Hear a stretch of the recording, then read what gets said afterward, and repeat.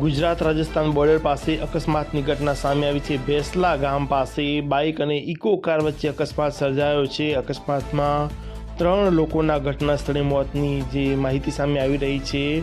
Bike સવાર 2 અને eco જે ચાલક છે તેનો ડ્રાઈવર છે તે આ ઘટનામાં મોતને ભેટ્યો છે। બાઇક સવાર બાળકી અને જે મહિલા છે તે ગંભીર રીતે ઇજાગ્રસ્ત થયા છે।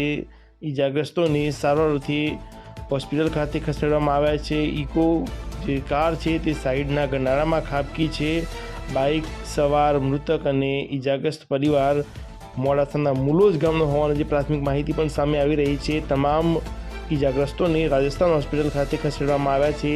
બનાવને લઈને રાજસ્થાન પોલીસ ઘટના સ્થળે પહોંચી છે। તો જે પ્રકારના સમાચાર સામે આવી રહ્યા છે, ગુજરાત રાજસ્થાન બોર્ડર પાસે અકસ્માતની ઘટના સામે આવી છે। રાજસ્થાનની સરહદમાં આ અકસ્માત સર્જાયો।